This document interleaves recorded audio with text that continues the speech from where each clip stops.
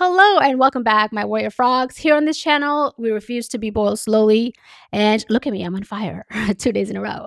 But today I wanted to ask you, are you middle class or are you poor? And there is a very specific reason why I'm asking this question because I think most of the time when people think they're middle class, they're actually poor. This is something that's common sense, but we need to talk about it. I think enough people don't talk about this. Once you are aware of this, you can take better control of your life and make, right decisions for yourself. And I know it's not something as sexy as what you might find on like finance bro channels. Like, I'm not here, giving you stock picks, but still, this is an important conversation. So let's get started. If I say anything, out of touch, forgive me. I'm doing my best here, guys. Okay. So please don't be super judgy. But, anyways, let's go ahead and get started. So, let's start by talking about what's poor and what's middle class. So, I think poverty is marketed to us incorrectly. Like, we think of poverty, we think of like projects, we think of people living on like government assistance, we think of people who just can't get their life together, who are addicted to substances, whatever, stuff like that. That is how poverty is marketed to us. So when we are doing fairly decent in life, like, we're like sober and we have a decent place to live and we can pay our bills and just be part of the society, we feel like, you know what? Hey, I'm not poor, at least I'm middle class. At least I'm not poor. But in reality, I think so many people who consider themselves middle class are poor, including myself. Okay. But they continue to fool themselves into thinking they're middle class or upper middle class, and they're just going to keep on getting higher and higher in life. So let's talk about it. Middle class, at least what the dream was, the American middle class dream, right, was ownership. You owned things. That's why you were not poor, right? Things that were yours that people couldn't take away from you, right? Because you weren't renting them. You owned a home, you owned a car, you had some valuables, you had some savings. Things were yours. You actually had things, okay? And that made you a middle class. That made you just like a thriving, ordinary citizen, right? And then when you had multiples of those things, that's when you were like upper class, right? When you have multiple homes, multiple cars that you owned, you had other types of assets, whether it be in the, stock market or whatnot, like that, like you had a lot more than the middle class people did. And that's what made you upper class, right? Ownership is the way, is the American dream, shall I say, right? And more people are starting to fall behind on it because everybody, especially in the middle class and upper middle class, is in heavy amounts of debt. They don't own anything. Okay. And the type of debts they are in, like they're probably going to be in for rest of their lives or until they're like in their 70s or 80s, at the rate the prices are and the interest rates and whatnot. So I want to make people aware that even if you think you are thriving, middle class, you are so much closer to becoming poor than you are going to become upper class. Just want to kind of like, because I think people are having a hard time comprehending that, or at least people around me. Okay. Because I'm starting to see people crack. And that's why I think that they're not middle class and they're poor. Like, I admit that I'm poor. And the way I'm seeing everyone crack is the market sucks. Everybody's getting laid off. And people who I thought and who called themselves like upper middle class, who had, like nice, like double income families, lived in a beautiful home, have nice things like nice designer stuff. Their kids go to good schools. They go on nice vacations, whatnot. Those people are losing their shit. And the reason why they're losing their shit is because they don't own anything that they're using, right? Their house is mortgaged. right? They have car loans.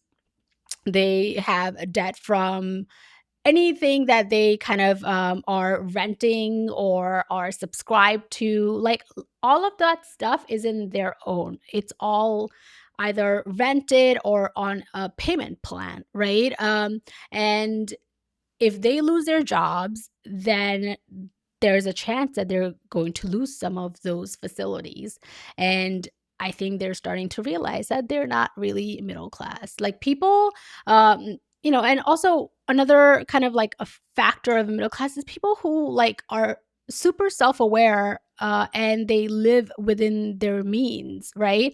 Um, but I think the because of social media, the whole keeping up with the Joneses and the aspirational lifestyle has become so popular that people are just like comfortable taking on so much debt, just so they can say that they live a certain type of lifestyle, right? Just so they can flex about going on, nice vacations, or flex about their kids going to like a certain school or a certain daycare, or flex about the nice hot tub they bought, or whatever you might, right? Like people don't realize that they are one layoff away from becoming poor. And I think that's something that we need to sit down and take personal responsibility for, and need to stop living above our means, and slowly start to own things. Again, do I have solutions? No, because I can't afford a home. Like I have to rent. And I don't have enough cash where I can buy a house in cash. Like I know there are people like that. I know some of those people, but that's because their parents and their grandparents left them with a lot of money. So if you didn't get that head start in life, you need to have a reality check and know that you're poor. I think majority of the people in America are poor. Okay, nobody owns anything. Um, and it's a reality check that we all need to have, so we can all stop killing ourselves in order to live a certain lifestyle, right? I feel like middle class is under constant pressure, or people who think they're middle class under constant pressure. And I know I am too, because a lot of my peers are in this group, and I have to put my foot down so many times where I'm like, I'm not going out to eat in that fancy restaurant with you. I am not going on that trip with you. Like, I am not doing any of this nonsense with you. We just fall in different categories, and we have different ways of living. And I'm okay if people get offended by that, because you have to look out for yourself, guys. Everyone else will. And unfortunately, in this weird society, there are also people who don't wish people well, right? Like if they are in debt, they'll gonna do everything to convince you to also get in debt, right? And that's just gonna be like, well, live a little, like you deserve nice things, or like it's okay, you still have a job, swipe their credit card, you can pay it off. Like people are living in debt, and they're not saying that they are. So don't compare yourselves to everybody else. Focus on yourself. Admit that you're poor and start to live within your means, and hopefully maybe you become middle class. But even when that happens, you have to constantly keep yourself in check. You have to constantly keep yourself in check and make sure you stay focused, because it is very easy. It's like a slippery slope to start living it up with everyone else and thinking that you're part of the middle class or upper middle class, and you've made it in life. Like, and that's something coming from somebody who grew up very, very poor. So I remember, when I did start making decent amount of money, after, graduating, getting my first corporate job, like I was like, oh, nice things. Like all of these things are mine.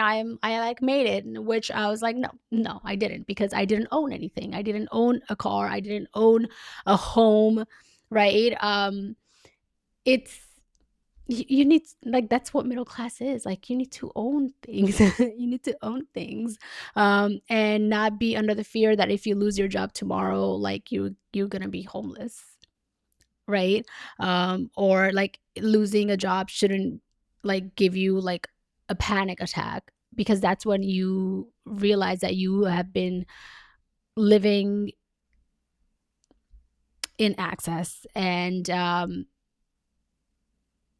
I think lots of people are facing this issue right now, and they need to kind of like take a hard look at themselves. Okay. I think even owning like a small condo, 1 or 2 bedrooms, I don't even know if they make like one bedroom condos or whatever.